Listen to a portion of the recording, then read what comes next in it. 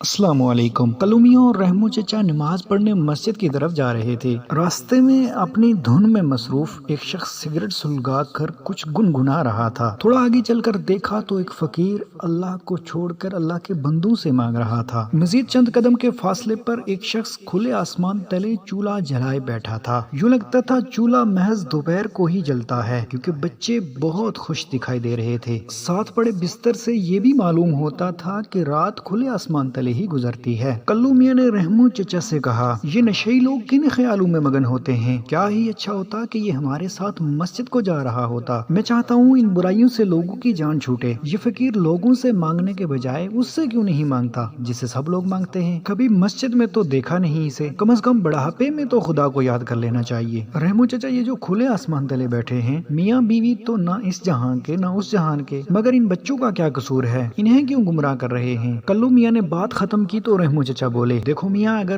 تم اس ساری صورتحال کا جواب ایک جملے میں سننا چاہتے ہو تو سنو۔ کسی کی زندگی بدلنے سے پہلے ضروری ہے کہ جو اس کی ضرورت ہے کم از کم وہ پوری کی جائے۔ اس سگریٹ پینے والے کی ضرورت سگریٹ ہے، جسے سلگا کر وہ اپنے دکھوں کو چھپاتا ہے۔ اگر تم اس پریشانی سے اسے نجات دلانا چاہتے ہو تو پہلے اس کو سگریٹ لا کر دینے ہوں گے۔ اگر ایک ہفتہ تم اس کی ضرورت پوری کرو گے تو یہ تمہاری ہر بات ماننے کو تیار ہو جائے گا۔ اب اس فقیر کو دیکھو، اگر وہ ہمارے ساتھ نماز پڑھنے آ جاتا، اس دوران اسے کوئی بھیک نہ ملتی۔ اب اسے یہ خطرہ لاحق ہے کہ رب کو مناتے مناتے کہیں بچہ بھوک سے نہ مر جائے۔ اگر تم اسے 7 دن تک روٹی کے پیسے دے دو تو یہ اپنے رب کے حضور لوٹ سکتا ہے، کیونکہ فی الوقت اس کی ضرورت روٹی ہے۔ اب دیکھو، یہ لوگ کھلے آسمان تلے بیٹھے ہیں، ان کی ضرورت چھت ہے۔ محلے میں کتنے ہی اہل ثروت موجود ہیں، اگر ان کی ضرورت پوری کر دی جائے تو ہو سکتا ہے یہ پہلی صف کے نمازی بن جائیں۔ کلو میاں، تمہارے دیکھنے کا زاویہ ذرا مختلف ہے۔ وہ لوگ ولی اللہ ہوتے ہیں جو ضرورت سے زیادہ ضرورت پورے کرنے والے کی طرف توجہ دیتے ہیں۔ مجھے اس پر بہت خوبصورت واقعہ یاد آ رہا ہے۔ ابھی نماز میں کچھ وقت باقی ہے، میں تمہیں سنا دیتا ہوں۔